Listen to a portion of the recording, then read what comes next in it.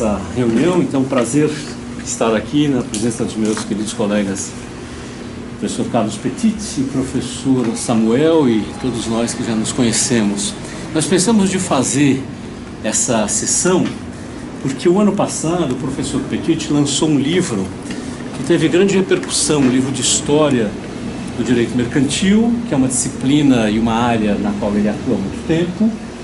E eu achei que poderíamos aproveitar a presença dele aqui, fazer uma pequena discussão, ele apresentar o próprio livro e assim por diante. Eu preparei alguma coisa a respeito desse livro que eu tive a oportunidade de ler, e é o que eu quero expor para nós começarmos, só para esquentarmos a nossa reunião. Então, na verdade, eu começaria lembrando que o professor Carlos Petit se dedica há muito tempo à história do direito mercantil. E nesse último livro, eu gostaria de destacar aquilo que a gente poderia chamar, pelo menos, a minha leitura, é claro, eu estou lendo diante do autor, vou apresentar a minha leitura, é o que eu chamei aqui uma linha de força, que é a transformação geral do direito mercantil, de uma espécie de direito, ou de ordenamento, se nós quisermos, corporativo, medieval, que foi capaz de se transformar e sobreviver em pleno século XIX e XX. De fato, o direito mercantil é um direito como todos os direitos corporativos medievais.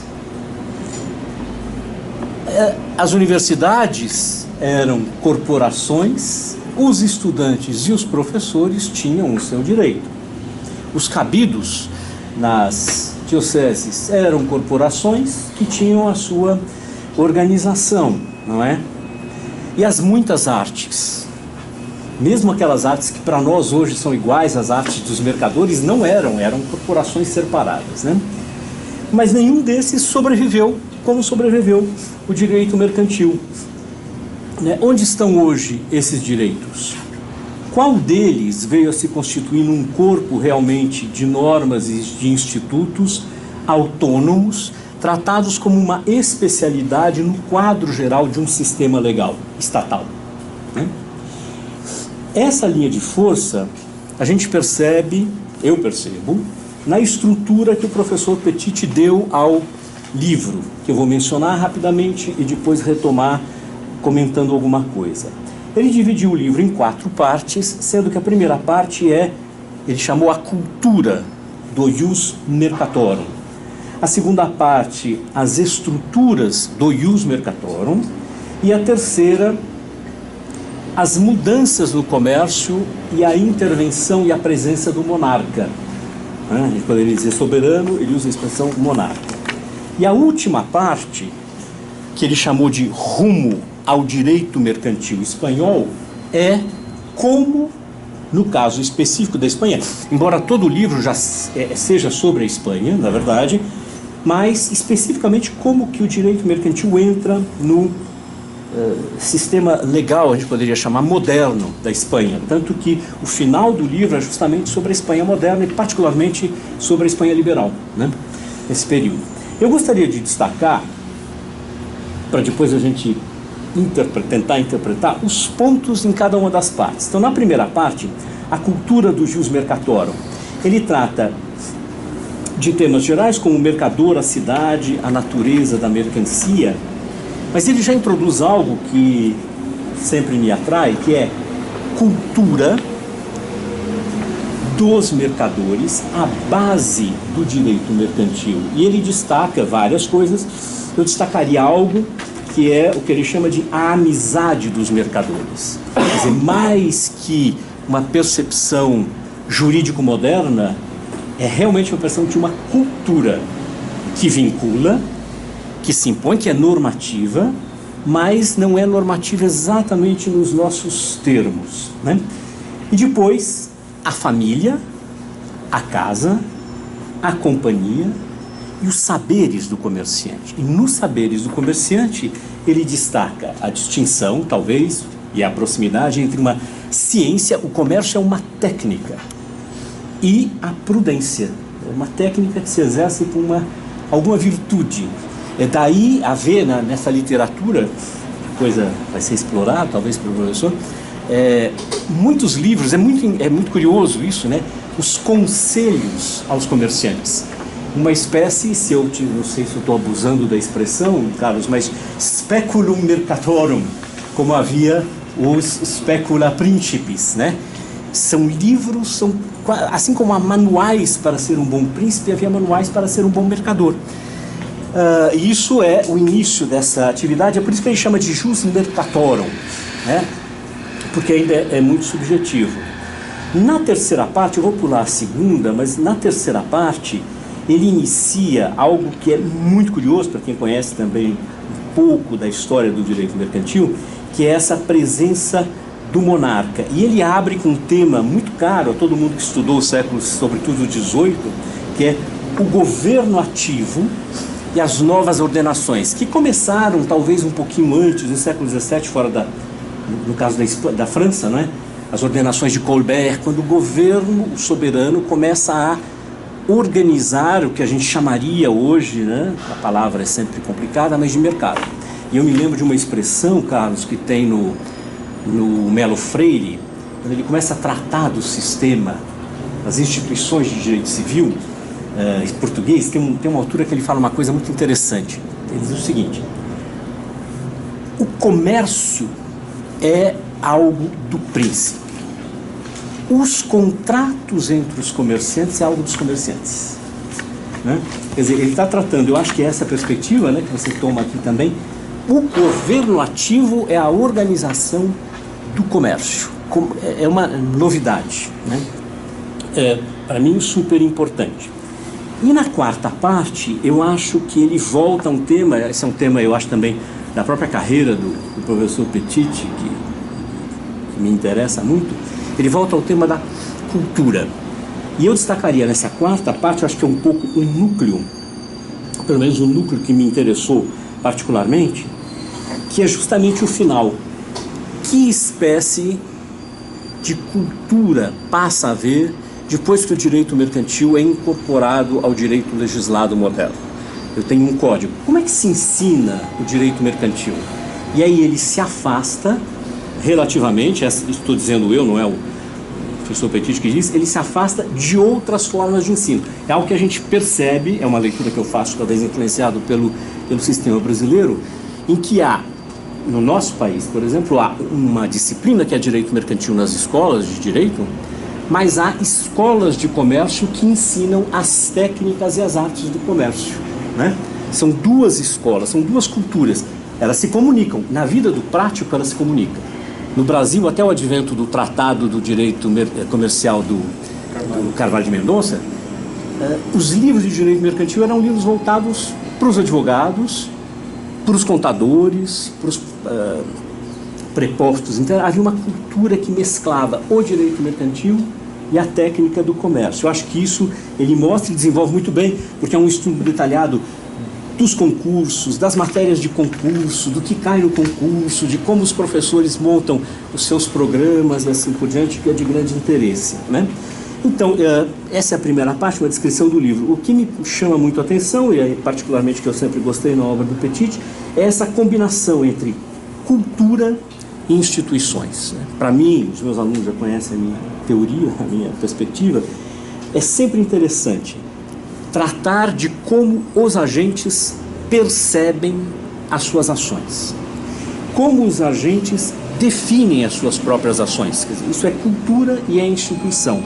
E como os agentes efetivamente praticam as diversas atividades e se tornam autônomos. E dentro dessa perspectiva, como reproduzem também a sua cultura e à medida que a reproduzem, também a alteram, né? Eu acho que o livro tem para mim essa importância.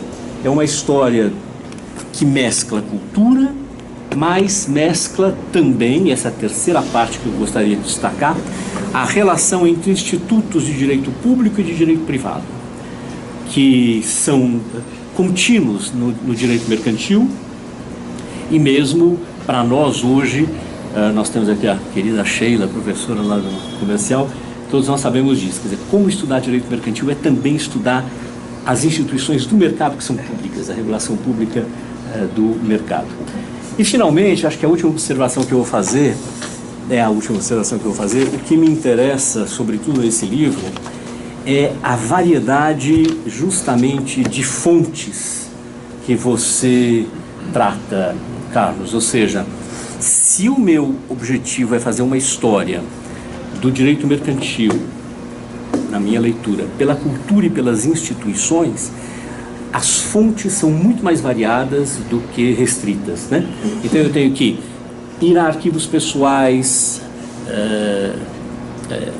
várias espécies de livros, como eu já falei, que são conselhos aos comerciantes, cartas, troca de correspondência, enfim, há uma variedade enorme de fontes, e todas elas o Carlos Petitti nos apresenta, eu acho que com a maestria de sempre.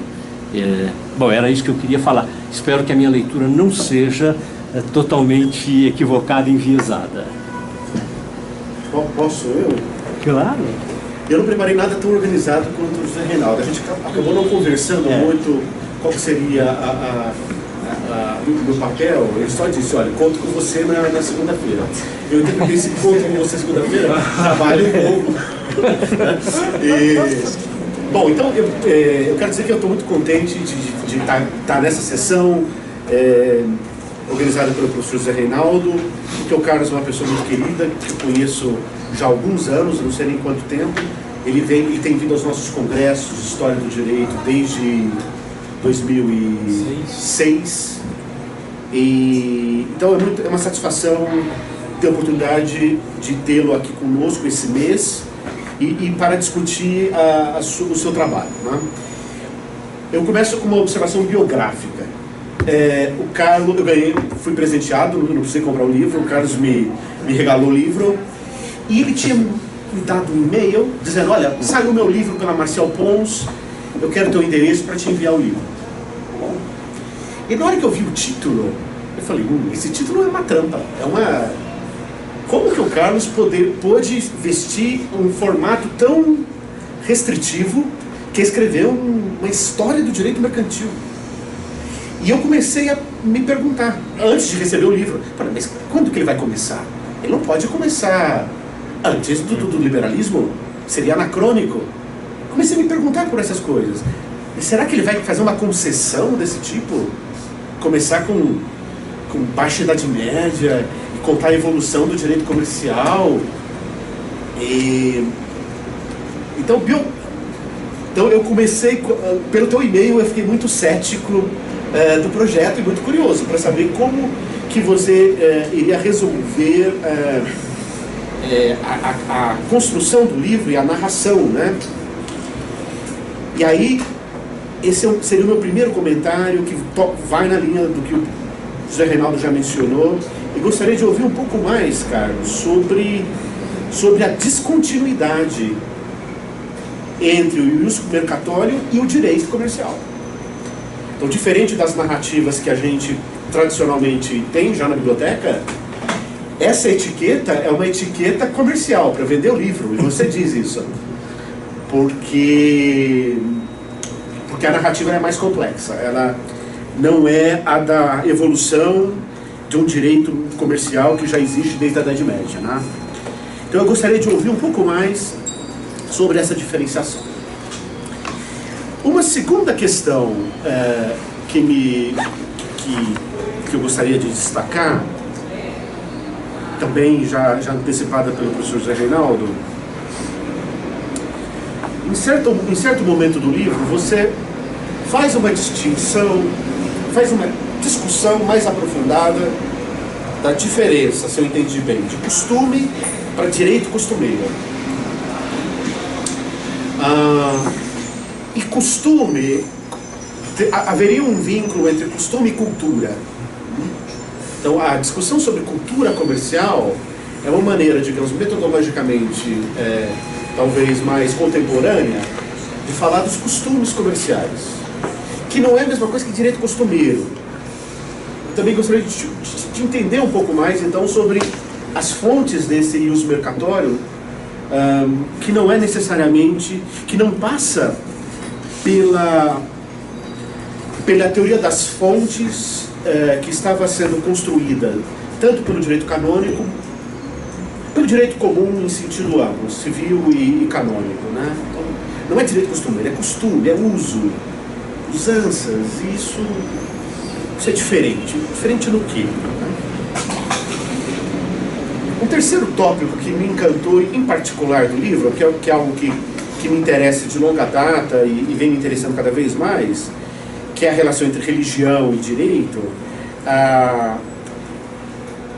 é a tônica que você dá para a importância da teologia moral do ius mercatorium. Né? O ius mercatorium está inserido dentro de uma discussão de teoria moral. O Reinaldo falava de virtude, mas o capítulo que você trata do tema clássico da usura, né? A usura teve que ser resolvida no direito canônico, né? Então, essa relação entre religião e comércio, teologia e comércio, na verdade, eu conversava com um colega que escreveu, com o Wim de Kock, que escreveu sobre a teologia moral do direito privado, né, a Escola de Salamanca. Falava, puxa, os economistas do século XVI, que estavam na corte dos Habsburgo, eram os teólogos, no fundo. Eram essas pessoas que sabiam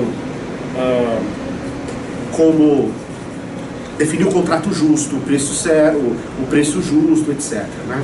Então, gostaria também de te ouvir um pouco mais sobre a relação entre religião e moral e direito comercial, né?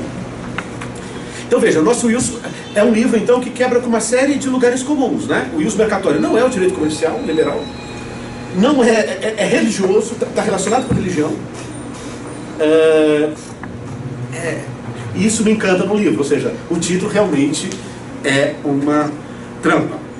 E por fim, tocando também no terceiro tópico do José Reinaldo, me encantou a bibliografia que você usa, os tratados que você traz, e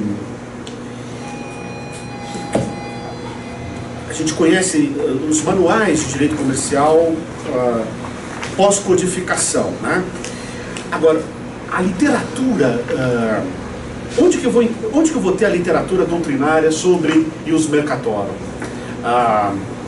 Então vão ser tratados de direito comercial, vão ser livros de teologia moral, vão ser espécula, e vão ser livros que não circulavam, que não tinham publicidade, que eram livros que você menciona, às vezes, de secretos, né, dos próprios comerciantes. Então é realmente um outro gênero literário. E eu nunca mexi com essa literatura, fiquei curioso de saber o quanto que essa literatura se diferencia ou se aproxima da literatura do ius comum, ou seja, tem brocardos, tem as autoridades, as listas de autoridades,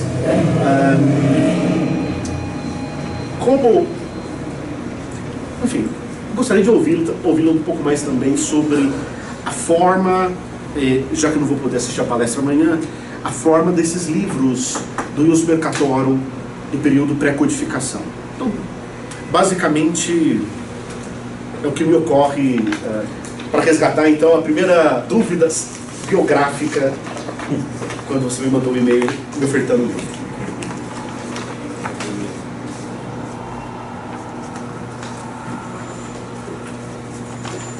Bueno, estoy muy honrado de encontrarme aquí con ustedes y de oír el interés con que consultan mi libro dos colegas tan destacados como los profesores Rime López y Samuel Barbosa. Como se trata de un seminario del posgrado, por tanto son ustedes investigadores en cierne, a mí me gustaría orientar sobre todo el debate en ese sentido, ¿no? En el terreno de la práctica de la investigación y los retos que plantea también el trabajo con las fuentes primarias. Voy a comenzar por la última duda. Yo opté no por un escrúpulo de tipo mercantil, no por marketing de mi propia obra, que a estas alturas de la vida prácticamente ya me da igual, aunque debo reconocer que fue para mí una sorpresa haber ganado poco más de 1.000 euros con las ventas del año en que el libro salió. Me vino muy bien. Caso único, nunca había ganado dinero escribiendo cosas, ¿no? Pero efectivamente, ¿cómo llamar a ese libro? ¿Cuál hubiera sido el título alternativo, querido Samuel? Porque yo también, de alguna forma, quería rendir homenaje a ese grupito, pequeño grupo de autores, porque somos muy pocos los que nos hemos interesado por estas materias, bueno, que hicieron intentos similares. El primer libro en absoluto, que creo yo además que etiquetó un tipo de esfuerzo intelectual, es el de Levin Goldschmidt, ¿no? Esa Universalgeschichte des Handelrechts, que comentábamos, ustedes conocen perfectamente, bueno, también en España, en su versión italiana, Historia Universal del Diritto Commerciale. Bueno, la Historia Universal del Diritto Commerciale es, en la obra de Goldschmidt, relativamente breve. No es que empiece la Edad Media, es que acaba en la Edad Media. Fue un proyecto inacabado, que además tenía un sentido de política jurídica inmediata, claro. Lejos de nosotros la idea según la cual el trabajo relacionado con la historia del derecho es pura especulación, que no está mal, tendente a ampliar de manera genérica nuestros conocimientos. La historia del derecho tiene frecuentemente, o debe tener, compromisos concretos de política jurídica, antes y después. Y en el caso de Levin Goldschmidt, estaba claro que de lo que se trataba de defender, armando el argumento históricamente, era la unificación del derecho de las obligaciones. La gran tesis que desde Goldschmidt se enseñorea a finales del siglo XIX y pasa al siglo XX, es que puede entenderse superada precisamente por la mercantilización de las relaciones contractuales, todas, esa distinción artificial entre lo civil y lo mercantil, porque mercantil ya es todo. Y asistimos, por ejemplo, a la manifestación de ese modelo en el caso del Código Civil Italiano de 1942, que deroga tanto el Código comercial como el Código Civil, o muy recientemente, hace apenas 2 o 3 años, el Código Civil y Comercial de la Nación Argentina, que también es un documento donde se materializa en forma codificada esta vieja tesis de Levin Goldschmidt de la superación de una distinción cuestionable en el ámbito de la contratación entre los privados. Bien, esa era la tesis de Goldschmidt, no tiene que ser sin duda la mía, pero a mí me interesaba simplemente recordarlo, primero como advertencia metodológica. La historia del derecho está dirigida también a configurar, a pensar el derecho contemporáneo, y más modestamente, para dar respuesta a nuestro amigo Samuel, se calificó de esa manera un esfuerzo relativo a lo que podían ser la descripción de las prácticas y las costumbres entre los comerciantes, y todos los demás siguieron por esa línea. Si no recuerdo demasiado mal, otro intento de presentar en general esta experiencia de los comerciantes y sus contratos de manera genérica ya saltaría a comienzos de los años 70 del siglo recién pasado, en esa obra que conocerán muchos de ustedes, desde luego nuestros colegas mercantilistas, que es la storia del diritto commerciale, que publica en los años 70 Francesco Galgano, profesor además de Derecho Mercantil. Y este es un dato que a mí siempre me ha interesado. Ya en mis clases, en mis aulas de estudiantes, yo notaba que los privatistas tenían, digamos, dos orientaciones. Una orientación fundamentalmente dogmática en el caso de los profesores y las lecciones de derecho civil, y una orientación que podríamos llamar histórica, también de historia contemporánea, es decir, abierta a las experiencias y al contacto con la realidad práctica en el caso de los profesores de derecho mercantil. Es raro, fíjense, por lo menos en la literatura europea que yo más controlo. Puede que en Brasil suceda algo similar. Les diré que me resulta extraño encontrar trabajos de profesionales, de catedráticos, de expertos en derecho civil,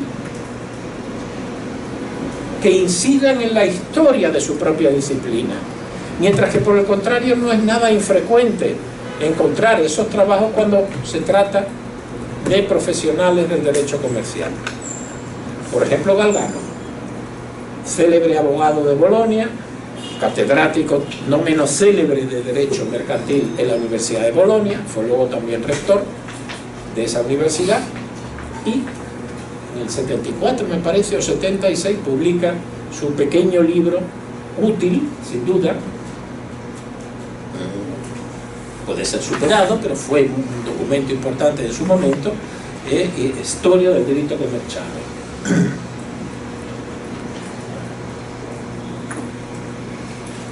Y luego en los años 80, por no extendernos demasiado, también en el ámbito de la práctica académica francesa, donde existen muchas enseñanzas de historia del derecho, pues se publicaron algunos textos, de los cuales me limito a recordar el del viejo y querido profesor Jean Hilaire, que se titulaba así, Historia del Derecho, claro, Histoire de droit des affaires. La expresión esta, droit des affaires, es una peculiaridad francesa en donde hay un poco de todo. Hay derecho mercantil, puede haber derecho del trabajo, puede haber algo de derecho de impuestos, lo que sería el arsenal jurídico multiforme que tiene que ver con la idea de negocio, de affaire. Pero bueno, a nuestros efectos sigue siendo una historia del derecho mercantil. Entonces, si yo en esa exigua cadena de antecedentes quiero añadir mi anillo, pues casi me vi forzado a seguir utilizando esa vieja categoría, consciente de que lo que el lector podía encontrar desde el principio no era una historia del derecho mercantil, porque yo reservaba el título, el nomen juris, derecho mercantil, derecho comercial, a la experiencia codificada. Antes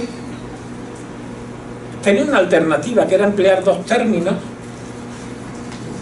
ambos en lengua latina, ambos contemporáneos a las fuentes que me interesaban,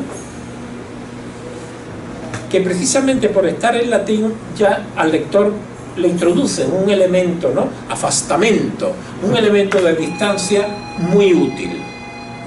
Si nosotros vemos Jus Mercatorum, pues evidentemente sabemos que no vamos a hablar del Código de Comercio.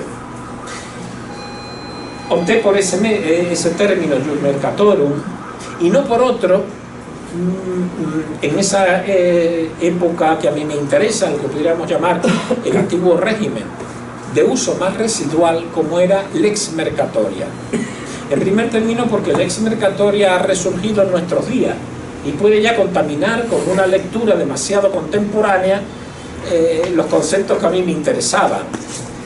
Y en segundo lugar, porque Lex Mercatoria es además el sintagma que emplea un libro histórico, el de un jurista inglés de época post-isabelina, de tiempos del rey Carlos I, Estuardo, que se llamaba Gerard Malines, Lex Mercatoria. El libro está en lengua inglesa, pero él comienza con la expresión latina, la titulación de su gran obra. Yo hice una pequeña investigación y vi que en esa época, es decir, en lo que sería la Inglaterra que transita del siglo XVI al siglo XVII, era frecuente emplear ese tipo de denominaciones para obras de jurisprudencia. Hay varias leyes, por así decirlo, varios tratados que abordan temáticamente materias diferentes, cuyos autores siempre emplean la expresión lex mercatoria en nuestro caso, lex sucesoria en otro caso, y así sucesivamente. Por tanto, la expresión lex mercatoria tenía detrás una cierta moda intelectual y editorial inglesa. Pero es que además para mí pesó sobre todo, ¿cómo les diría? Me costó esfuerzo no seguir la pista de Malines, comienza definiendo su concepto y dice: señores, querido lector, yo hablo aquí de lex mercatoria, y él dice, y no de jus mercatorum, porque el jus mercatorum tiene que ver demasiado con el derecho y con potestades supremas que lo crean, mientras que la lex mercatoria es algo mucho más elástico, que por una parte no tiene límites territoriales, y no los tiene porque, de segunda parte, nace de las relaciones humanas y de la práctica de los comerciantes. Bien, aunque no deja de ser un argumento interesante, y aunque Malines tiene o tuvo la honestidad intelectual de aclarar cuáles eran los términos que empleaba para calificar la materia a la que dedicaba su libro, me siguió a mí pareciendo algo peligroso utilizar esa denominación que desde los años 80, 90 se va empleando cada vez más, vinculada a lo que pudiéramos llamar el mundo de los contratos de la globalización. Como hay una nueva lex mercatoria, pues corremos el riesgo de contaminar la vieja lex mercatoria, a pesar de lo que dijo Gerard Malines.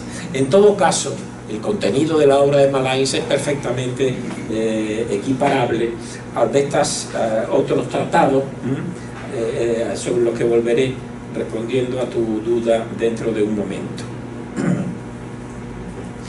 El profesor Lima López ha realizado una magnífica disección del contenido del libro, recordando la estructura básica. Realmente el libro son dos libros: un libro sobre el derecho mercantil y un libro sobre el jus mercatorum.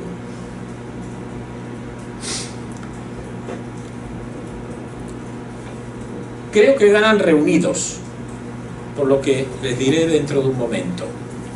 Una de las críticas que yo hago a mi libro es precisamente, y en algún día sería bueno volver sobre ese asunto, el cancelar demasiado pronto la historia del jus mercatorum. Es más, cada vez pienso con mayor intensidad que en los tiempos del derecho mercantil declinante, en desmantelación, subsiste sin embargo el jus mercatorum, y frecuentemente vinculado a ese mundo de las enseñanzas en las escuelas de comercio, con un tipo de textos que genera lo que sería la formación técnica no jurídica del comerciante, que tiene que ver con esa vieja lógica de los tratados, que con un término muy clásico y elegante calificaste, José Reinaldo, de specula mercatorum. Continúan esos tratados, solamente que es una posición residual, la posición residual a la que los va condenando el auge, la expansión del derecho mercantil. Y esto se enlaza con una preocupación que cada vez gana mayor peso en mi ánimo. Nosotros estamos acostumbrados a pensar, o por lo menos yo he estado acostumbrado a pensar en el siglo XIX con una serie de etiquetas traslaticias que tienen que ver con codificación, Estado liberal, representación política, etc. Olvidando que realmente en el siglo XIX serpentean, conviven dos proyectos de organización social y jurídica totalmente diferentes. Cuando le cortan la cabeza a Luis XVI, no por eso se acaba el antiguo régimen. Hay un libro célebre de un historiador de origen alemán, pero americano, ¿no? Que el título en español más o menos reza así: la supervivencia del antiguo régimen en Europa. Hasta la Gran Guerra, es decir, que hasta 1914, según la tesis de este autor, el antiguo régimen sobrevive, claro. El antiguo tal sobrevive que, por ejemplo, el Estado al que yo pertenezco tiene como jefe a un rey. ¿Eso no es supervivencia del antiguo régimen en Europa? Por supuesto que lo es. Y por eso la monarquía es un argumento continuamente en debate, porque quiérase o no, es una herencia probablemente insoportable en una sociedad que se define como arreglo al principio de igualdad. Yo quiero ser rey, ¿y por qué no lo soy? Ah, porque no ha nacido usted en el seno de esta dinastía. Bueno, pues entonces, ¿dónde está la igualdad ante la ley? En fin, una serie de contradicciones tremendas que recuerdo ahora, no porque yo me confiese y lo soy republicano, sino porque me parece una prueba evidente de cómo el antiguo régimen tiene una larga vida. Va perdiendo sin duda protagonismo, se van afirmando formas jurídicas y políticas que tienen ya otra lógica, la lógica, digamos, revolucionaria, pero hay ahí una duplicidad de proyectos en competición sin que llegue ninguno de ellos a perder del todo.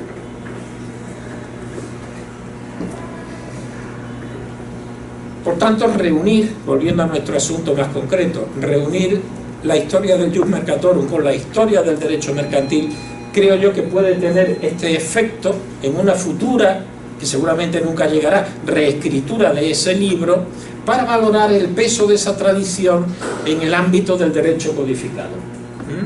Las investigaciones que yo creo que ahora habría que hacer tienen que ver con ese aspecto. ¿Cuán antiguo es el derecho moderno? Pero eso desde luego no impide afirmar, y las palabras iniciales de Samuel desde luego las suscribo, que el libro está recorrido por la tesis de la discontinuidad. Una discontinuidad que tiene que ver, por supuesto, más allá de la estructura del libro, que vendría simplemente a reflejarla, con el mundo de referencias normativas, con las prácticas, con las mismas fuentes y la literatura que nosotros hoy podemos emplear para documentar estos periodos históricos diferentes, ¿no? No preciso en un momento cronológico muy claro el arranque de mi historia. Quienes hayan leído tal vez recordarán que comienzo hablando de una metáfora política que se documenta en el siglo XIV. Esto tal vez podemos bajar un poco, simplemente para ir viendo el índice.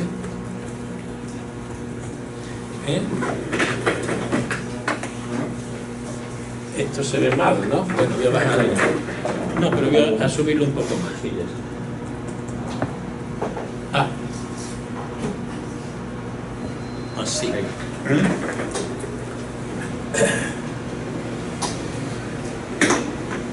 Digamos que este es el texto más antiguo que utilizo en el libro, ¿no? Un tratado que es del siglo XIV, que se traduce al cabo de unas décadas a la lengua castellana. El tratado está en lengua latina, dedicado al juego del ajedrez, Tractatus de Ludus Scacorum, libro sobre el juego del ajedrez, que es un juego muy interesante y que ofrece desde luego una magnífica metáfora para imaginar cómo es una sociedad corporativa como la vigente en Europa antes del estallido de la Revolución Liberal. Porque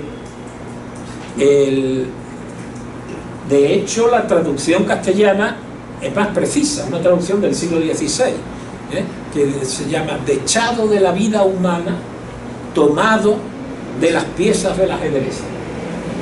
Porque claro, la sociedad de antiguo régimen es perfectamente eso, un tablero de juego donde piezas diferentes que tienen una capacidad de movimiento diferente compiten a ver quién gana.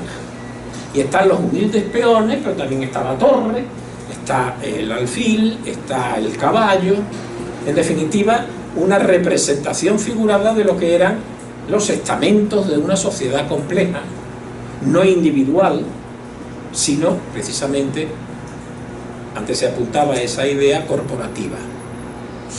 Y en efecto, si nosotros leemos ese tratado, vemos que ahí cada una de las piezas corresponde a una corporación, a una autoridad socialmente reconocida. Y a propósito de eso, la explicación del juego de ajedrez se convierte en una reflexión de tipo política.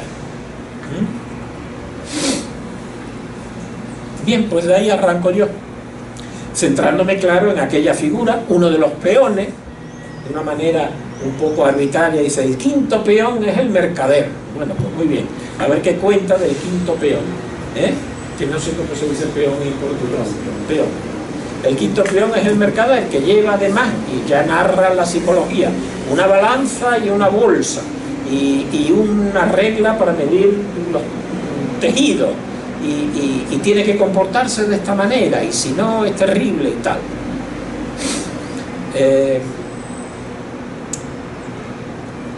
Claro, la metáfora esta del peón en el tablero de juego, con su singularidad, pero diluida en el seno de una sociedad mucho más compleja, también me venía muy bien para, efectivamente, recuperar el mensaje de lo que pudiéramos llamar, pasando más estrictamente ya a una experiencia normativa, la del Jus Mercatorum, un mundo de plurinormatividad. La discontinuidad cronológica se traduce desde un punto de vista más técnicamente jurídico en la discontinuidad entre una sociedad y una experiencia plurinormativa y un monismo estatal y jurídico. Y el mundo que tenía que ver con los tratos de intermediación, el problema de acercar a los consumidores los bienes que el consumidor no tiene a mano, en definitiva la intermediación como clave mínima de la actividad comercial, pues estaba sometida a un conjunto de reglas que solo en parte, y además no particularmente importante, eran reglas jurídicas. Y además reglas jurídicas que no dictaba ningún titular supremo de jurisdicción. Supremo que no quiere decir único, sino el más elevado entre otros varios titulares. Por ejemplo, la corporación de los mercaderes.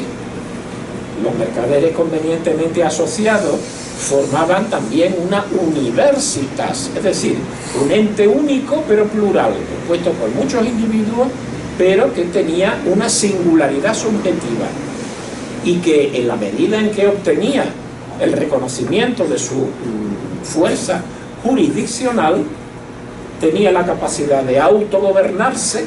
Los mercaderes elegían a las propias autoridades de su corporación, la capacidad también de arreglar judicialmente sus disputas, y ahí encontraríamos las primeras manifestaciones de una justicia del comercio, y tendrían finalmente también la capacidad de ejercer jurisdicción en sentido normativo, dictar sus propias ordenanzas, que son reglas jurídicas, que son condensación del mensaje normativo cósmico que Dios introduce en la naturaleza.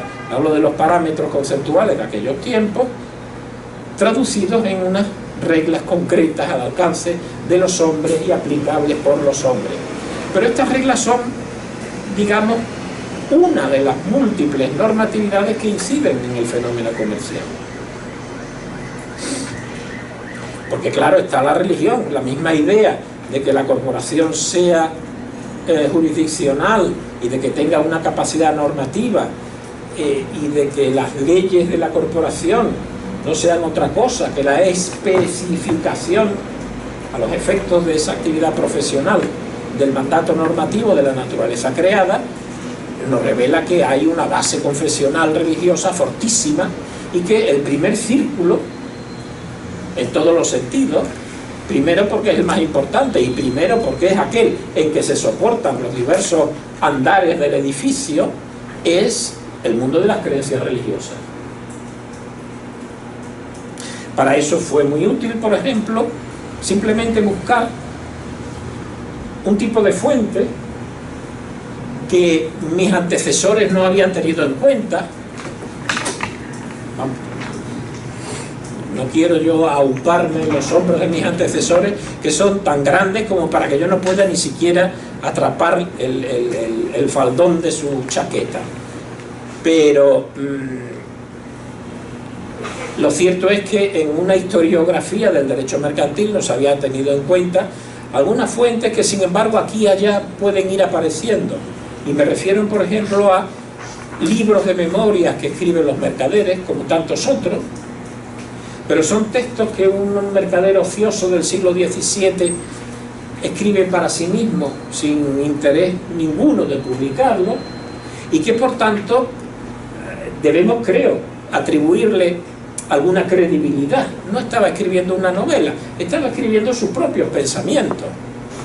O cuando un mercader se comunica con su mujer o con sus hijos, también escribiéndole cosas, también diciendo, oye, se acerca el día de la Virgen del Carmen, tenemos que hacer tales fiestas, tenemos que invitar a los pobres. En definitiva, una documentación íntima que corresponde perfectamente con lo que, a base de textos impresos, podríamos nosotros reconstruir sobre el mundo de referencia profunda, que son las religiosas del derecho mercantil tipo jus mercatorum, ¿no? La religión, por tanto, es la base de este jus mercatorum. Pero hay también, derivado de la religión solamente como un mundo ya particular, lo anunciaba el profesor Lima López, el fenómeno de la amistad. La sociedad bien ordenada, en el pensamiento clásico de antiguo régimen, es una sociedad amorosa. Y precisamente uno de los principios básicos del cristianismo es amar al prójimo. Claro, el prójimo puede ser la familia más estricta, el prójimo puede ser la autoridad municipal, el prójimo puede ser el colega de profesión. Y aquí lo que a mí me interesaba, lógicamente, era reconstruir esos vínculos de amor entre los propios comerciantes. Y cuando en el antiguo régimen se habla de amor, no se quiere para nada referir, el que emplea esta palabra, a un amor sensual, un amor romántico, que es una experiencia bastante reciente.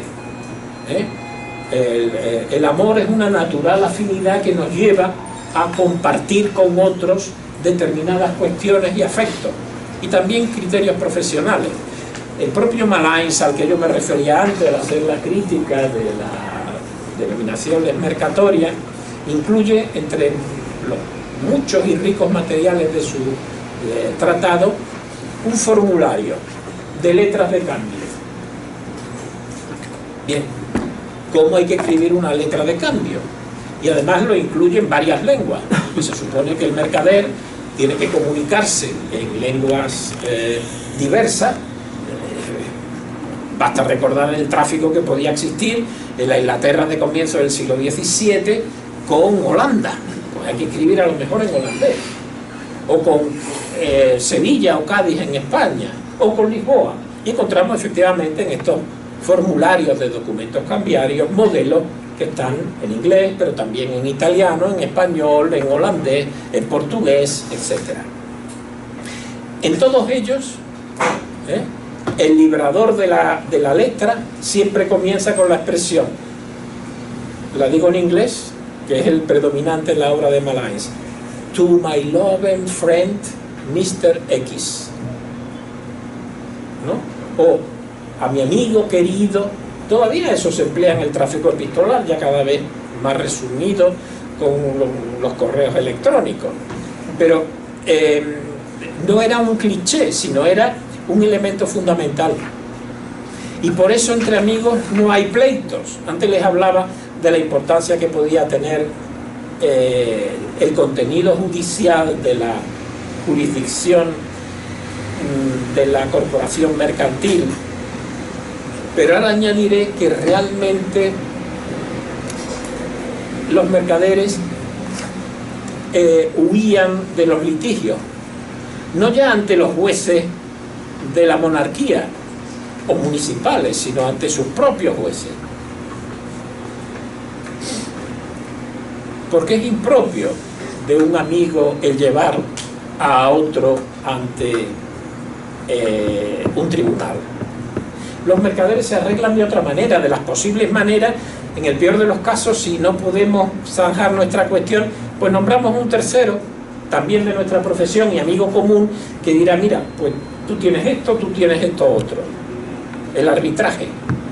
Pero incluso el arbitraje es una institución poco apreciada, porque revela que hay un conflicto que las partes no han sabido resolver. Lo propio de los amigos es que se sienten a hablar y resuelvan su asunto. En las memorias aquellas del mercader del siglo XVII, a las que antes hice referencia muy rápida, era un italiano del norte, un saboyano que trabajaba en Cádiz, en tiempos de Carlos II, de Habsburgo. Decía, hay que ver, dice: hoy he tenido que pagar 25 doblones a don fulano por una deuda que hace un año ya le había saldado, pero no le pedí recibo entonces. Dice, claro, podía haber presentado una demanda. Dice, pero por una porquería, dice textualmente, por una porquería no quiero que me señalen en la plaza como una persona que va poniendo pleitos. Esta era la mentalidad. Y es un tópico que encontramos en muchas obras de las que ahora algo le diré. Además, todavía en los viejos códigos de comercio como el español, que es del año 85, aparece aquello de la intervención en la letra por honor. Es decir, alguien que, para evitar el protesto, asume pagar una letra de cambio de otro, ¿no? La aceptación por honor del librado o el pago por honor también del librado, que nos revela entonces cómo funciona la amistad desde un punto de vista exquisitamente técnico. La misma idea, los códigos lo prohíben: no se admitirán los días de gracia y cortesía. Pero es que antes sí que estaban los días de gracia y cortesía, es decir, cuando el efecto cambiario vencía, no por eso el tomador de la letra podía exigir inmediatamente el pago. La regla era que por lo menos tenía que esperar 3 días. Y en esos 3 días ya se buscaba quien, no pudiendo pagar el librado, encontrase un amigo que lo hiciera por él. Días de gracia.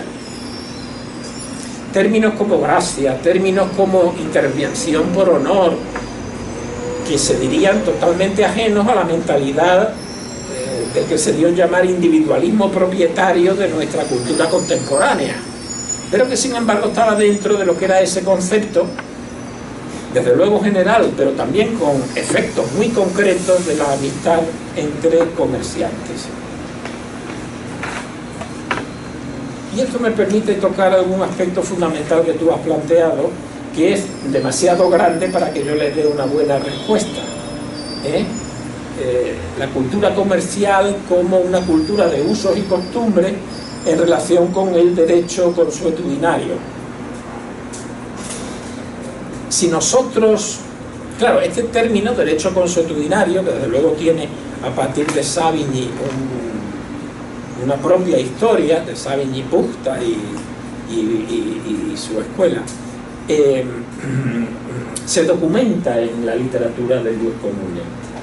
Pero si nosotros consultamos quienes desde la Baja Edad Media hasta el siglo XVII, XVIII, en el ámbito de lo que serían los juristas profesionales, los expertos en derecho romano y canónico, se entiende por jus consuetudinario, ellos no consideran para nada las costumbres mercantiles. Hay una cierta incomunicación, como no se da en cambio en la práctica de los teólogos, entre lo que pudiéramos decir los textos de la jurisprudencia, es decir, de las doctrinas jurídicas, y el mundo de los negocios.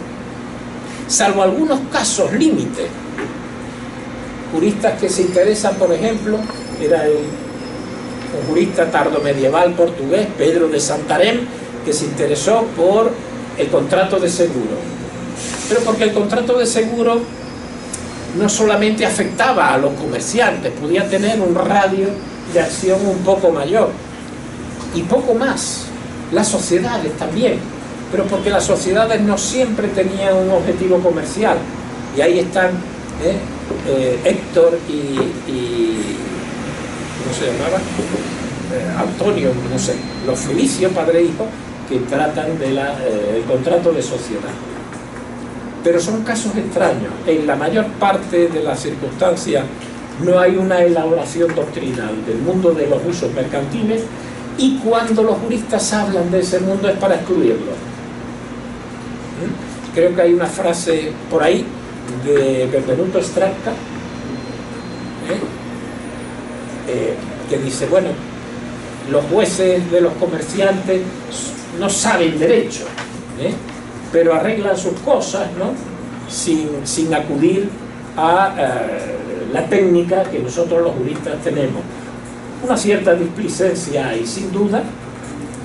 Hay desde luego interés por las decisiones que en materia mercantil adoptan los tribunales de la ciudad, y Stracca escribe este gran tratado de Mercatura de Quisiones, que es una suerte de comentario de las decisiones de la Rota o Tribunal Supremo de la República Genovesa. Pero claro, los casos comerciales que llegaban a la Rota eran mínimos. La mayoría se resolvía mediante estas fórmulas informales más coherentes con el valor de la amistad, ¿no?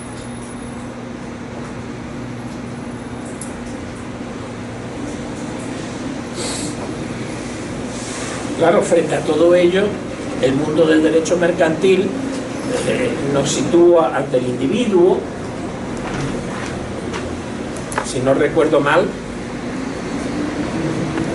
por poner un caso que me resulta conocido, hasta los años 1880 no nacen las cámaras de comercio en España. Es decir, un nacimiento tardío de lo que pudiéramos llamar una suerte de neogremialismo, neocorporativismo entre comerciantes. Porque lo característico del derecho liberal es precisamente su carácter atomizado, su carácter individualista, la absorción de cualquier capacidad normativa que existiera en la sociedad por parte del Estado, que la ejerce traduciéndola en preceptos legales y no de otro tipo, y así sucesivamente. No quiero cansarles demasiado, puede ser que lo que aquí hemos dicho los tres intervinientes les haya podido resultar de algún interés y tengan preguntas que quieran desarrollar. Pero permítanme dos últimos comentarios. Uno tiene que ver también con la discontinuidad en la mirada. Dos épocas, dos momentos, dos culturas, la estatal y la corporativa.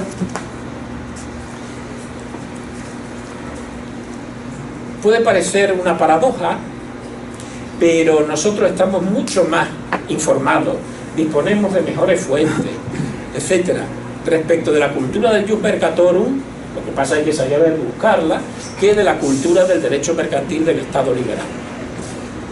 A veces lo más reciente es lo menos conocido, entre otras cosas porque se multiplica con la difusión de la imprenta, con la aparición de la prensa periódica, etcétera, las fuentes a consultar.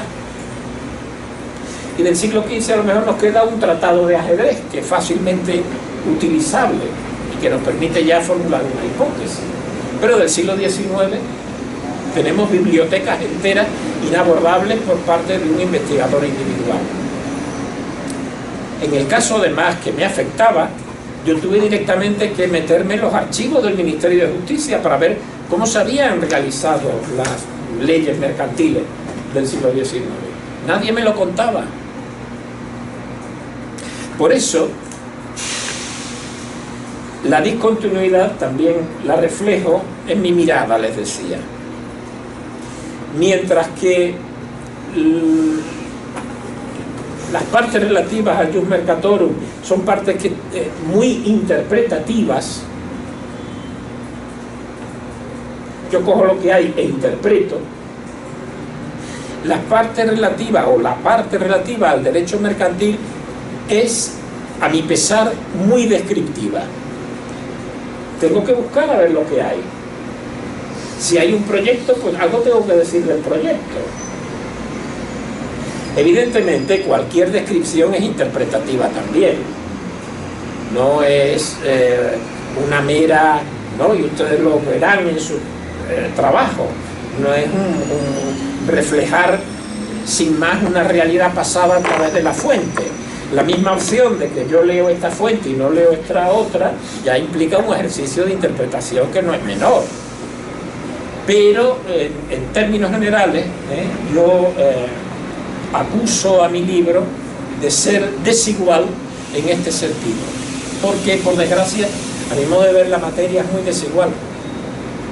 Por eso habría que rehacer toda la parte segunda y llegar a interpretarla. Y una de las claves interpretativas sería precisamente comprobar hasta qué punto no todo acaba con el Código de Comercio. Cómo existen circuitos paralelos entre lo puramente técnico-jurídico y la práctica de los negocios, el mundo de las escuelas comerciales, los textos que se escriben para esas escuelas.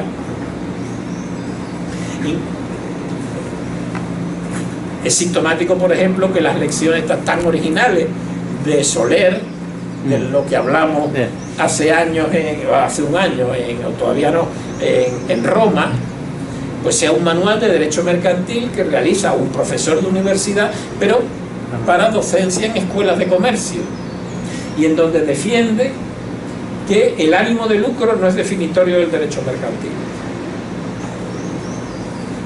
Me miran los mercantilistas como diciendo, ¿pero esto qué es? No. El comerciante que se guía por el ánimo de lucro es un egoísta que debe ser rechazado socialmente. Lo característico de los contratos mercantiles es el espíritu de prestar un servicio. Porque, desde luego, el ánimo de lucro no falta en contratos civiles. ¿Cómo distinguimos entonces sobre la base del lucro lo civil y lo mercantil? Lo distinguimos porque abandonamos el lucro y escogemos la voluntad de prestar un servicio. El comerciante presta un servicio a la sociedad. Ese es el fin objetivo primario del comercio. Es legítimo que luego gane algo, como desde luego es legítimo pues que el sacerdote se quede con parte de la colecta o que el médico reciba honorarios de los pacientes. pero desde luego el médico no atiende al paciente porque este le va a pagar. Por lo menos en 1881, cuando escribía este señor Eduardo Soler.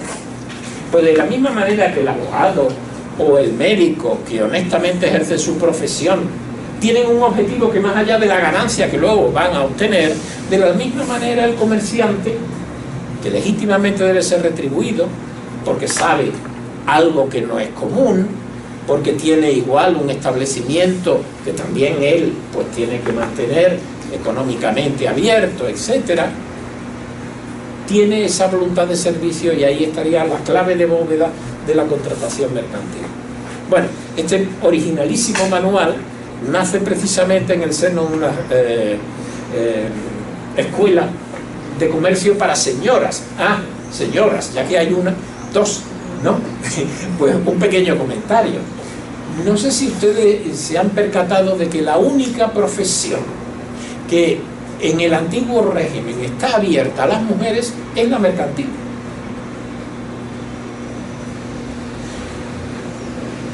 Y hay una razón educativa básica.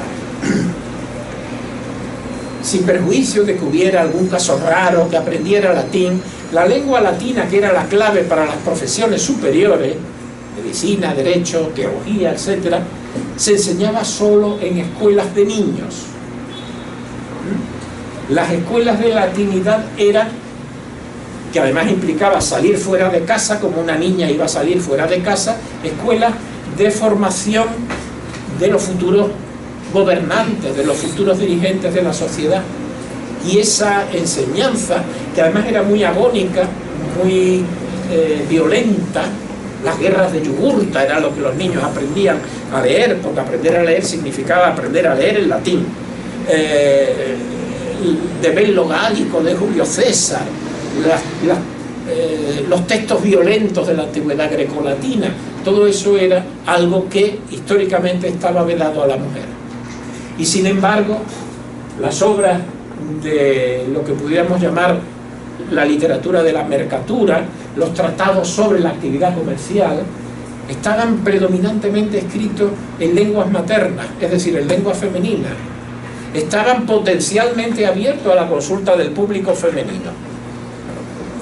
Y sea o no cierta esta intuición, el caso es que siempre han existido mujeres comerciantes, e incluso que la figura prototípica del contrato de sociedad comercial, que es una forma de contractualizar las relaciones humanas familiares, permitían y contemplaban la continuidad del negocio cuando fallecía el marido, a cargo de su viuda y sus hijos.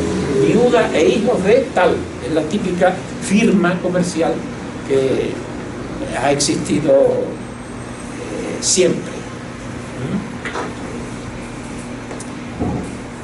Y la segunda observación tiene que ver con estos libros que estaban potencialmente abiertos al mundo femenino. Desde luego, el repaso de la literatura europea, tengo ahora en la cabeza algún nombre, como en concreto Daniel Defoe, documentaría muy bien el testimonio cultural en el siglo XVIII, sobre todo, de las mujeres comerciantes, ¿no? O la misma historia de la pintura. ¿Quién no recuerda aquellos cuadros flamencos? Hay una versión muy famosa de Matías de Ruiz del Valle, otra de Quintin Metzis, de El cambista y su mujer. El cambista está allí pesando, y en una de las versiones la mujer tiene un libro de horas, pero en la otra lo que tiene es un libro de contabilidad. Está anotando las monedas, la especie y el peso. Bueno, los libros, los tratados de mercatura. Curiosamente, yo empecé hace ya años a leer estos libros llamándome la atención de que hubiera sido una literatura dejada de los historiadores del derecho mercantil. Porque claro, si nosotros buscamos en el pasado derecho, lo vamos a encontrar. El problema está en que no solamente hubo derecho, por tanto esa mirada excesivamente y contemporáneamente jurídica nos limita al radio de acción. Y en el momento que rompemos ese corsé técnico-jurídico, nos encontramos, por ejemplo, con toda esta literatura. que tiene algunas manifestaciones maravillosas. Hay, desde luego, libros que se elaboraban en el seno de la Casa de Comercio y que servían para formar internamente aprendices o generaciones sucesivas, que han sido editados últimamente por estudiosos de historia económica medieval. Y ahí es donde encontramos, por ejemplo, también valiosos testimonios acerca de cuáles son las virtudes que debe tener el mercader. Pero también hubo muchos que pasaron a la imprenta. Uno de los primeros y de los más significativos es el de un comerciante croata, se llamaba Kostrulić, pero que trabaja a finales del siglo XV en el reino de Nápoles. Y allí escribe una obra que luego en la Edad Moderna será impresa, Libro de la Mercatura, se titulaba su manuscrito. Se difunde con el título mucho más preciso, en el siglo XVII, de la mercatura y del mercante perfecto. Y ahí está perfectamente estructurada una obra en donde nos habla, primer término, legitimidad de la actividad mercantil. Esto suele siempre aparecer. Y el hecho de que los comerciantes tuvieran que comenzar para explicar lo legítimo de su actividad, nos da idea del problema de la usura, ¿no? Del problema en una sociedad que era sobre todo como la sociedad feudal europea, basada en la legitimidad espontánea de las rentas de la tierra. La nobleza no tenía que demostrar que su mayorazgo era legítimo, pues ya está, es así. Ahora, que el dinero produzca dinero, que especular con dinero pueda significar una ganancia, todo eso ya es más conflictivo. Está por una parte la condena de la usura para los casos peores, pero también una suerte de malestar social al que explota el dinero. De ahí esa necesidad, ese déficit de legitimación que los tratados de mercatura comienzan destacando. Y lo destacan de una manera muy elemental. Dice, bueno, observemos la creación divina. Hay tierras que producen, eso no lo dice el libro, pero bueno, la idea es así, café, y otras que lo necesitan y no lo producen. Pues es lógico que haya un señor que lleve el café de un lado a otro, que lo compre allí donde se produce y que lo venda allí donde se necesita. Y como este señor arriesga a lo mejor su vida llevando café de un lado a otro, es legítimo que se le retribuya, porque además si él desaparece nos quedamos sin café. Y además, segunda idea, la diversidad de riquezas por territorios y pueblos de la creación divina es la causa natural y espontánea de un comercio que es tan legítimo como la propia creación que así lo ha querido. Segunda idea, basta abrir las Sagradas Escrituras para ver que está llena de negocios. Que el mismo Abraham compró una tierra para sepultar a Sara, que los hermanos hijos de Isaac vendieron a José, y tal, que luego José vendió a sus hermanos trigo de los graneros del faraón cuando vinieron, porque no tenían que comer. Dice, bueno, pues si en las Sagradas Escrituras hay este juego de compraventa, ¿dónde está el problema en admitir la legitimidad de la actividad mercantil? A todo eso se dedica la primera parte del tratado, y este es un tema recurrente con mayor o menor intensidad, que vemos por ejemplo también en la Lex Mercatoria de Gerald Malines, en donde además hay una curiosa numerología, toda una teoría del valor de los números, pero ahí no vamos a entrar ahora. Y luego nos dicen estos tratados muchas veces cómo tiene que ser gobernada la Casa de Comercio, de manera que la literatura mercantil se cruza con lo que pudiéramos llamar literatura doméstica, recetas para el mejor gobierno de la casa. El señor de la casa, entre otras posibilidades, puede ser un comerciante. Bien, ¿dónde tiene que construir su casa? ¿Qué color tienen que llevar sus trajes? ¿Qué tipo de mujer debe escoger para fundar su familia? ¿Cómo debe educar a sus hijos? ¿Cuándo les debe dejar que manejen dinero? Todo eso es un mundo de recetas fuertemente disciplinantes que están ahí concentrados. Y luego también hay una relación de contratos, los contratos prototípicos de la actividad, que ahí se describen y se presentan al lector, ¿no? En general, la literatura mercantil se concibe siempre como un manual para la formación del joven comerciante. Y seguramente uno de los libros fundamentales de ese género,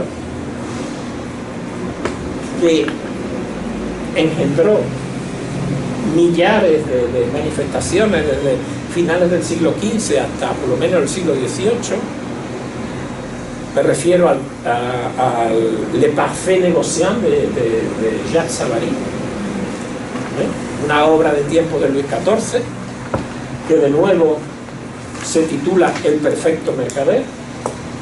Pues ahí en el prólogo dice, bueno, yo voy a escribir una obra pensando en la formación de un joven comerciante desde que nace hasta que fallece, indicando todo aquello que, dedicándose a la profesión del comercio, tiene que saber.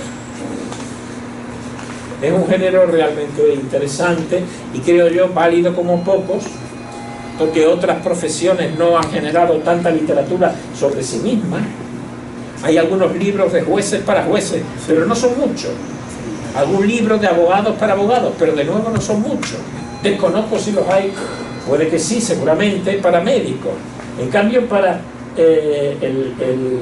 la profesión mercantil sí que hay un gran depósito de un saber canonizado de índole corporativa, escrito por los propios protagonistas y dirigido también a los propios protagonistas.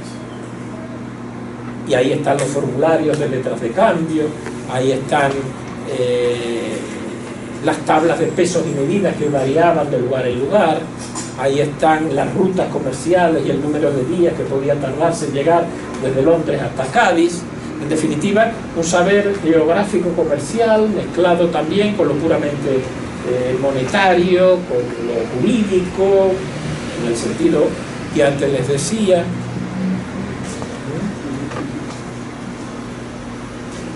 No hay sumas, no hay disputas, no tiene ningún cliché de lo que serían los grandes géneros de la literatura estrictamente jurídica, entre personas que lo primero que decían que ellos no sabían derecho, luego sí sabían el derecho que les convenía, pero tengo ahora en la cabeza, por ejemplo, algunas manifestaciones de Jacques Savary apartándose del mundo de la justicia letrada. Bueno, yo no quiero cansarles más. Si tienen alguna curiosidad y yo puedo satisfacerla, será un honor. Muchas gracias.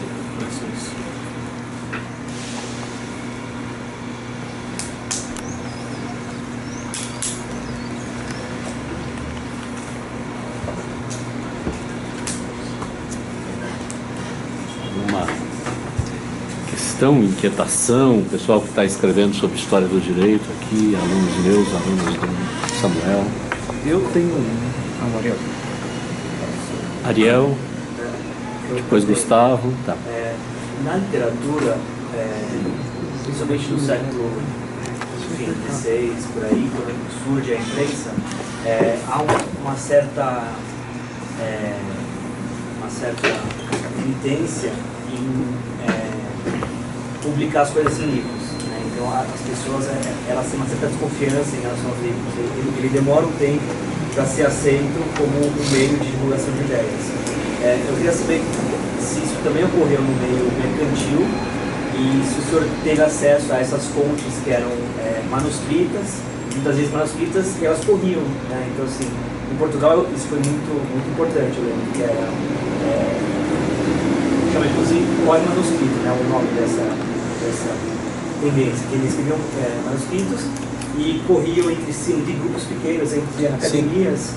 Eu queria saber se isso foi um fenômeno que também ocorreu e se ao longo da investigação, na sua pesquisa, o senhor também se deparou com... Eso tendré que llamar a mi querido y admirado amigo Fernando Bous Álvarez, para que me informe de la cuestión. Lo poco que yo sé de eso es lo siguiente: desde comienzo del siglo XVI, es decir, desde los primeros tiempos de la imprenta, funcionan las prensas para atender las necesidades de un público mercantil. Yo ahí no veo particular rechazo ni demora en que muchas de las prácticas mercantiles, formularios mercantiles, es más, incluso contratos mercantiles prototípicos, y aquí vendrían las pólizas de los contratos de seguro, se difundieran en letra impresa. Si este tipo de literatura mercantil se difundió también sobre copias manuscritas, yo eso lo desconozco. No estoy en condiciones de decirlo. Tengo la sensación de que no, de que las obras manuscritas que conservamos no estaban destinadas a que circularan más allá de las 4 paredes de la propia casa de comercio. Cuando se quería dar publicidad y lanzar a la profesión los propios pensamientos, pues se hacía sin ningún problema. Y ya le digo, desde el siglo XVI.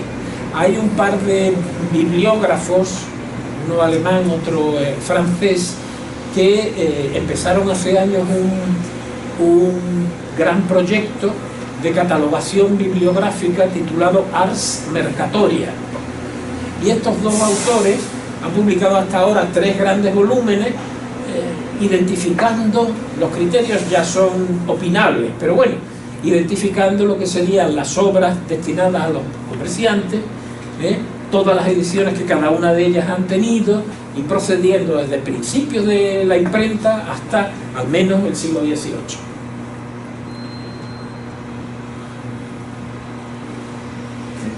Bom, professor, eu antes de vir para cá, eu tive acesso justamente a esse documento e eu estive lendo muito por cima a estrutura do trabalho. Sim. E me chamou muita atenção que a 4ª parte, justamente a que vai falar de direito mercantil, sim, é a única que tem uma periodização. É a única que apresenta uma cronologia. Eu já ia perguntar justamente isso, qual a relação entre essa cronologia e os temas, porque fala direito mercantil e Constituição, 1812. E direito mercantil e codificação, 29. Das terras da monarquia não tem aí uma data, né? As anônimas e o Código de Comércio, 1830 a 47. E sobretudo as últimas me chamaram a atenção. Direito mercantil e legislação, 48. Direito mercantil e jurisdição, 68. E direito mercantil e educação, 83. Sobretudo essa passagem de legislação, jurisdição e educação. Mas na verdade o que mais me causou curiosidade foi o professor Samuel, que chamou muita atenção da descontinuidade. Isso ficou muito claro na sua fala, entre o ius mercatorium e o direito mercantil. Por causa do próprio objeto, seria, pelo que eu entendi, seria um anacronismo completo fazer uma periodização que incluísse o ius mercatorium, é isso? A metodologia e o objeto estão completamente interligados. Esa referencia a etiquetas que tienen también una clave cronológica detrás es una opción querida precisamente para evidenciar que ahí estoy en buena medida describiendo cosas que no eran sabidas, mientras que la interpretación del ius mercatorum, grosso modo, porque ahí también hay un nivel diferente cuando llegamos a lo que puede ser finales del siglo XVII, siglo XVIII, cuando la monarquía se piensa de otra manera y no solamente se asume la facultad jurisdiccional, sino también la facultad económica, entendida como todo aquello que hace el padre, en el sentido de pai, de familia, que es una consigna que le vienen dando a los reyes desde el siglo XVII y que ya en la mayor parte de las monarquías europeas en el siglo XVIII penetra, ¿no? El rey es padre, pero también, o sea, pai, pero también señor de vasallo. Como señor es titular máximo de la jurisdicción, pero como pai es titular de un poder doméstico. Y allí donde no llega como señor jurisdiccional, por ejemplo, sobre la Compañía de Jesús, llega como padre de sus vasallos y los expulsa si lo considera conveniente. Hay ahí un salto de época y por tanto un relieve cronológico al que atender. Se podrían introducir otros, aunque a mí predominantemente no me interesaron, pero hay testimonios, se podrían introducir otros. Es lo mismo el Jus Mercatorum antes o después de que Europa se encontrara con América. Bueno, es un asunto muy interesante que obligaría a tal vez a otra clase de estructuras, ¿no? Creo que la mía por lo menos es una aproximación a partir de la cual ya podríamos seguir hablando. Y en esta segunda, en este segundo momento, en la cuarta parte, efectivamente ahí predomina lo descriptivo, porque al menos cuando yo me enfrenté y en la tradición de la historiografía española, para el derecho mercantil del siglo XIX pues no se sabe gran cosa. Entonces tuve que buscar directamente la fuente, tuve que meterme en el archivo y ver si se había recibido o no, y cómo y con qué limitaciones el Código de Comercio en el mundo colonial, que para esos años, 1829, estaba reducido a Cuba, Puerto Rico y Filipinas, y me encontré que no, que allí había problemas, que esta lógica estatal de cúmplase y se deroga todo lo anterior, pues no funcionaba en la práctica. Que en cambio seguía funcionando la viejísima teoría del rescriptum contra jus del derecho común. Si el monarca hubiera conocido las circunstancias concretas, no hubiera dispuesto lo que ha dispuesto, por tanto, de entrada yo no lo aplico. Y le digo, oiga, esto es inaplicable. Se respeta pero no se cumple. Claro, se obedece pero no se cumple. Y así sucedió, ¿no? Y en el mismo sentido, ¿no? Es lógico que dedicar un capítulo al Código Mercantil trae de la mano dedicar otro a lo que puede ser la legislación, que desde épocas muy tempranas van erosionando su contenido. Y en el caso español, sin duda, la ley fundamental que hay, la ley especial, digamos, fundamental que hay en materia de comercio, es la ley de sociedades por acciones del año 48.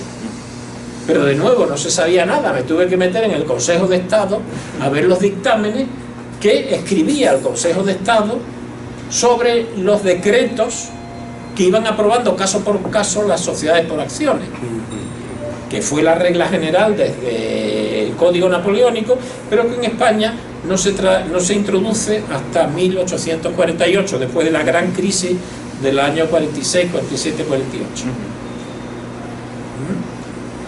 Entonces, porque además, claro, la parte primera sí, predominan fuentes españolas por facilidad de acceso, pero realmente a mí me da igual un texto inglés que español, que alemán, es decir, creo que vale para toda la experiencia de Jus Mercatorum de cualquier país europeo, y mis fuentes muchas veces lo acreditan. En cambio, en el caso de reconstrucción del derecho mercantil en sentido estricto, propio del Estado liberal, pues ya ahí me limito a lo que es una historia más singular. A veces algún colega me ha dicho, ¿y por qué no lo traduzco? Digo, es que no sé muy bien. ¿Y qué vas a traducir? La primera parte, porque la segunda, hombre, siempre puede tener un cierto valor modélico. Lo mismo que yo he tenido que hacer, pues se podría hacer para Brasil, para Portugal, para Italia. Pero no mucho más.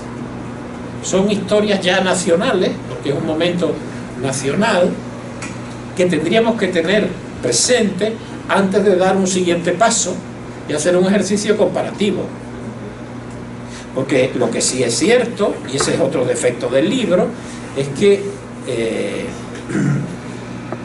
en toda Europa acaba la autorización gubernativa de las sociedades por acciones en el mismo momento histórico, en torno a 1870, pocos años antes, pocos años después de 1870. Bueno, ¿por qué? ¿Qué pasa? Reconstruyamos los canales a través de los cuales se produce este salto fundamental y se pasa del sistema de la autorización gubernativa al sistema de una autorización, digamos, legislativa, leyes muy desarrolladas que permiten a la iniciativa privada, cumpliendo con todos los requisitos, crear una sociedad por acciones. Bueno, este es un salto de época, del que yo aquí apenas digo nada, porque, entre otras cosas, es otro tipo de trabajo que tiene como base precisamente estudios de esta naturaleza.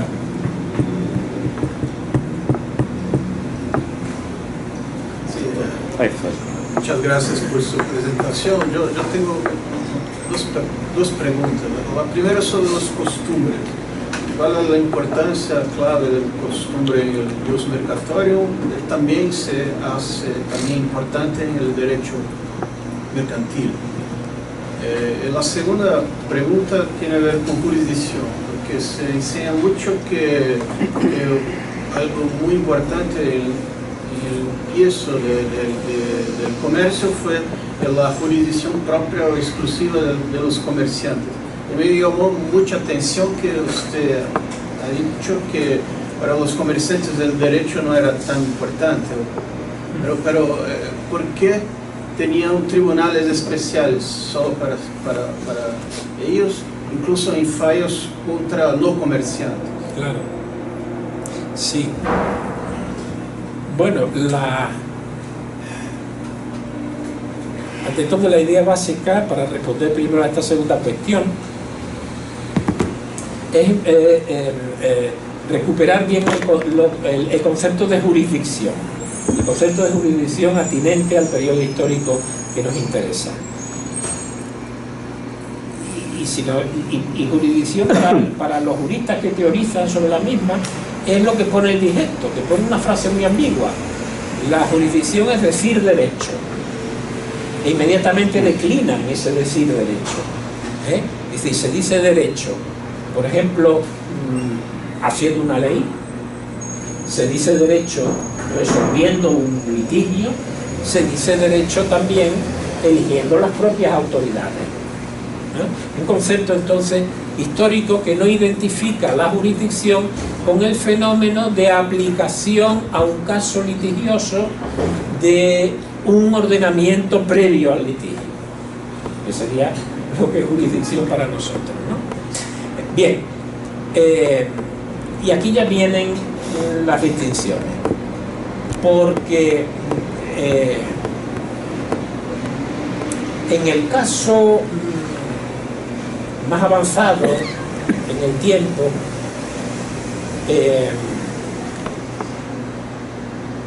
en la Italia de la Baja Edad Media, yo ahí no me meto, pero en la Italia de la Baja Edad Media, frecuentemente bueno, añado otra cosa, la jurisdicción se gana también por uso y costumbre.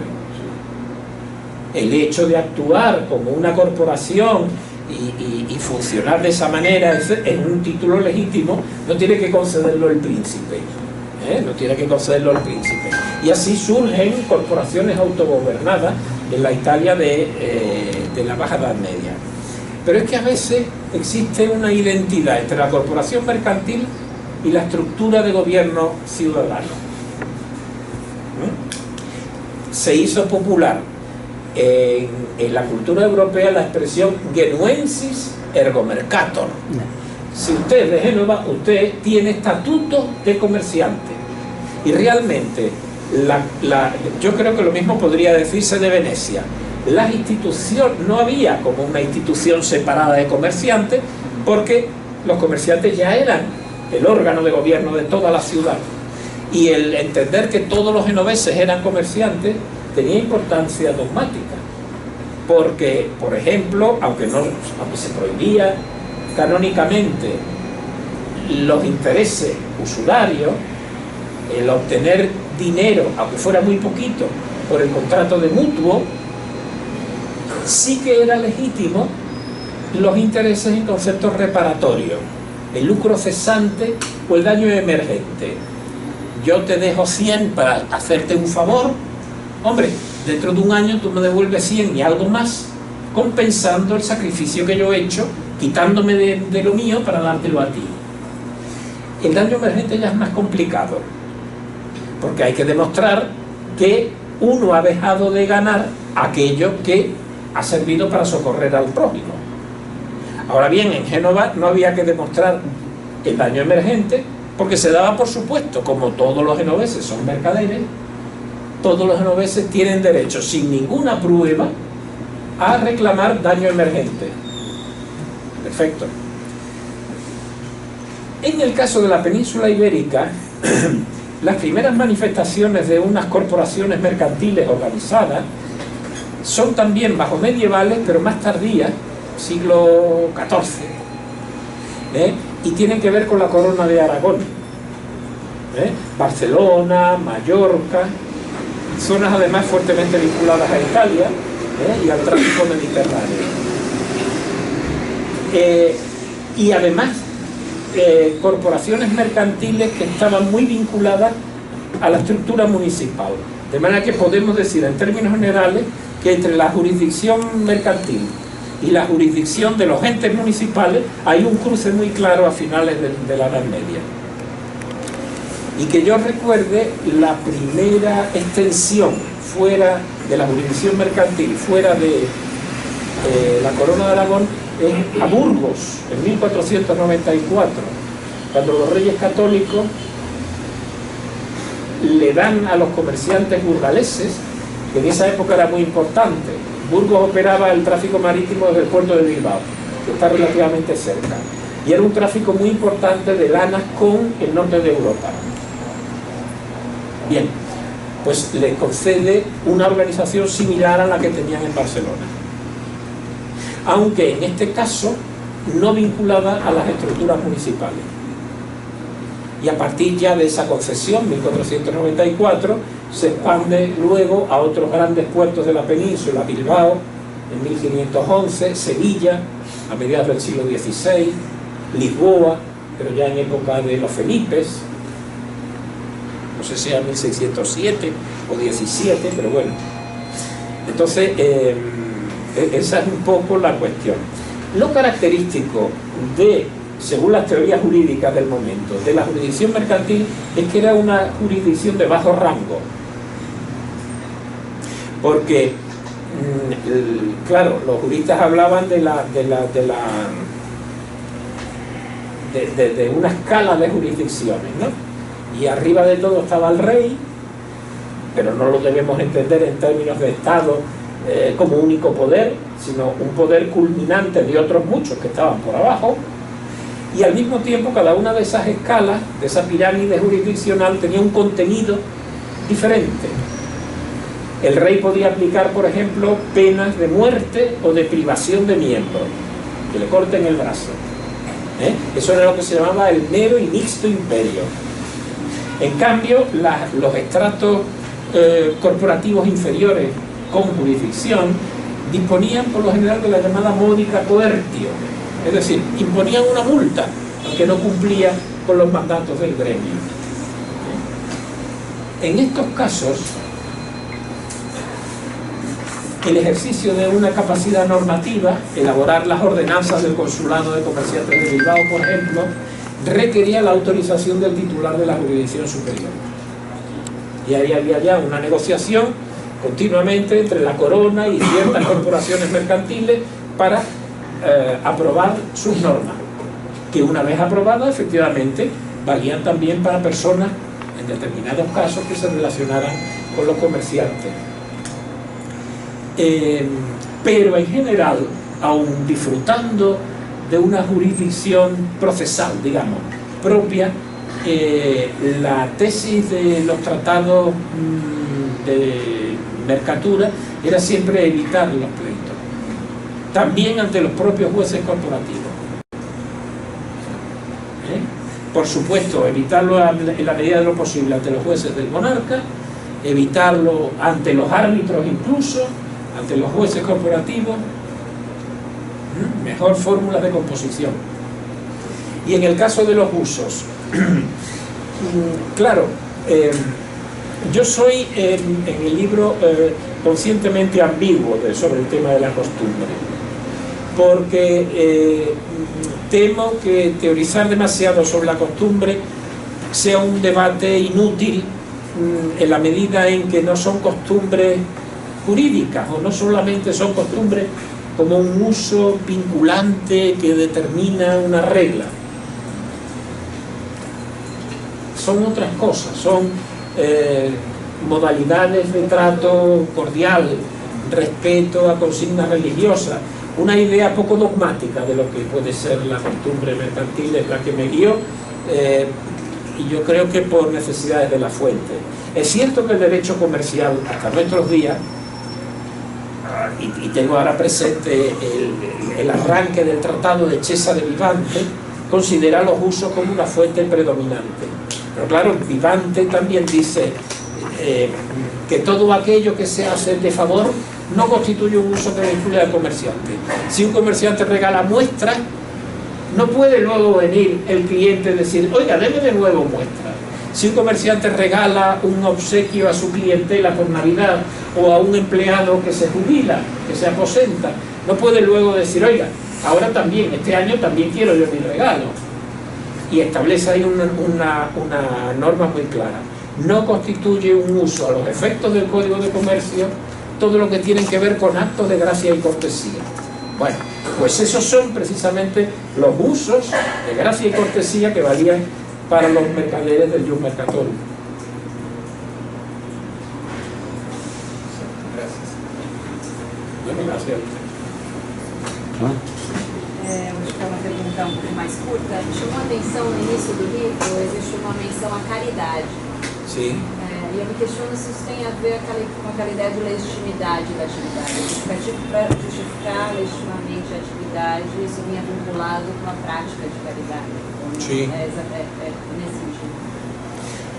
Esa relación que ahí le interesaba a nuestro amigo Samuel entre actividades comerciales y religión, que tiene como elemento más llamativo la vieja prohibición de la usura, es decir, de la productividad del dinero, eso se traduce en que el comerciante, incluso el más escrupuloso, en su actividad ordinaria, peca venialmente 1000 veces. Porque no ajusta de verdad el justo precio, porque a la hora de negociar una compra exagera un poco y presiona al vendedor. Entonces, claro, el perdón del pecado, incluso del pecado venial, requiere la restitución. ¿Y cómo se restituye aquello que de una manera pecaminosa obtiene el comerciante, a veces sin ser consciente de ello? A través de la práctica de la limosna. Y una de las grandes tareas de estas grandes corporaciones mercantiles era tener actividades caritativas. Construían un edificio hospitalario, en determinadas fiestas religiosas pues invitaban a toda la ciudad, mantenían un albergue de pobres, daban dinero para decir misas continuamente. Es llamativa la cantidad de normas de esta naturaleza que encontramos en las ordenanzas de los viejos consulados y corporaciones de comercio. Y la idea era esa: aquellos pecados que no puede el comerciante individual restituir, los restituye la corporación por todos. También el comerciante a veces, por ejemplo, antes hablábamos de Padua. En Padua está la magnífica capilla de los Scrovegni, que es una maravilla de pintura gótica del Giotto, pues de unos comerciantes que en el momento de su muerte pues se arrepienten y dirán, bueno, pues yo dejo mi fortuna para construir esto y salvar mi alma, porque el principal negocio del comerciante, como dicen estos tratados, es la salvación del alma. Luego ya vendrá lo otro.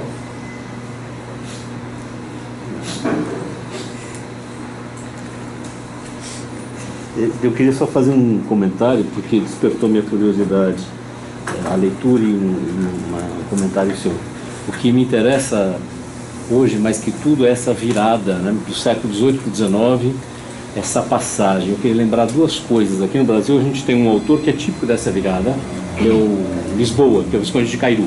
Então você encontra, é muito curioso isso, nos princípios de direito mercantil, além dos contratos, da descrição dos contratos, uma sobrevivência desses conselhos de como contrata o bom comerciante. Isso é muito interessante, que é quase que eu estava lembrando também quando você falava do tratado do Jean Olivier sobre contratos, que é uma teologia que começa justamente com a ideia, a primeira pergunta, né, escolástico ainda. Pode um comerciante vender por mais do que ele comprou por menos? Pode alguém vender? É justo ou não? Mas o Visconde Caiu, que é século de virada, é bem curioso. Então dá para a gente ler essa transformação, porque aquilo é uma preparação para um código, mas é escrita numa linguagem ainda que é muito sobrevivente a isso. E ligado a isso, quando a gente lê as discussões que houve para a feitura do Código Comercial Brasileiro, eu acho que tem um outro ponto interessante, que é o seguinte: a coisa de que eles mais se queixavam e diziam que por causa disso o código era absolutamente necessário, eram as falências fraudulentas. E isso me lembra que, pelo menos pelo material que eu li até hoje, a jurisdição mercantil cresce e se estabelece em Portugal, no final do século XVIII, segunda metade do século XVIII, sobretudo em torno das falências. Quer dizer, o juiz de comerciantes, como jurisdição principal do ponto de vista da aplicação da lei, é uma jurisdição penal ligada à falência. Curioso, né? Muito menos em relação aos negócios, aos contratos, mas eu vou designar um juiz dos falidos. Chama-se juiz dos falidos. O juiz que está na Câmara, na junta e antes na Câmara, na mesa do bem comum dos comerciantes, a coisa mais importante é o juiz dos falidos. E depois funciona junto com uma jurisdição semelhante ao juiz dos contrabandos. É curiosa essa, mas enfim, é objeto de reflexão. Não sei se isso tem algo a ver com o que você encontra também na literatura que você leu. Bueno, claro, es que hay que evitar la intervención judicial hasta que se puede. El caso de la quiebra, de la falencia, de la quiebra, pues es un caso ya extremo. Entonces hay aquí que ver qué culpa tiene este señor en tener este desbalance y cómo nos ponemos en orden para cobrar. Entonces, ya desde la Baja Edad Media, los comerciantes eran enormemente atentos al fenómeno de la quiebra.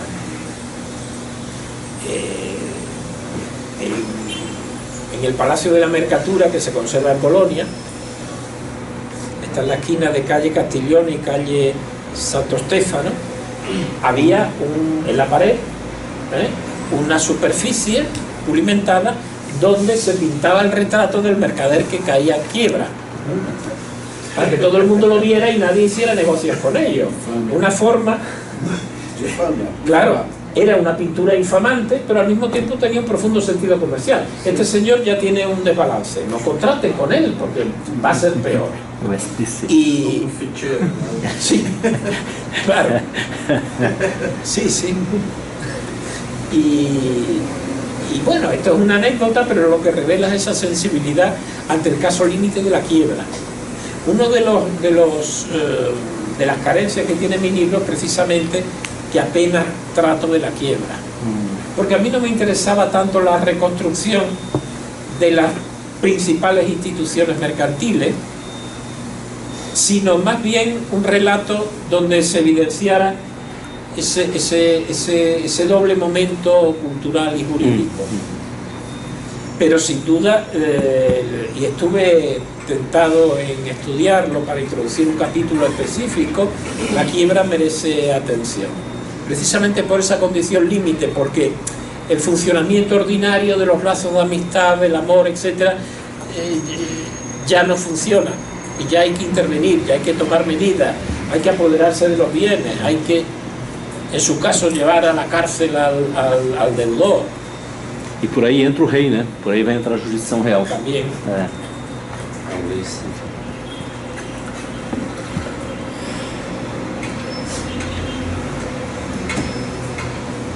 Então, 4 horas, se não houver mais questões, a gente encerra por aqui e voltamos amanhã de manhã, não é? Amanhã às 9h30. Aqui? 9h30. Às 9h30, amanhã é onde? A sala 2 ao lado do auditório. Auditório Rui Barbosa Nogueira, no prédio velho, no 2º andar. Ok. Eu te encontro na sala dos professores. Eu vou estar em aula e eu não tenho como levar os alunos porque não vai caber. Então eu não vou. Sussolina. Não vou poder estar Pena. presente. Uma pena, né? É que tá. Tá bom. Carlos, obrigadíssimo, Samuel, todos. Obrigado, até amanhã. Bueno, muchas gracias.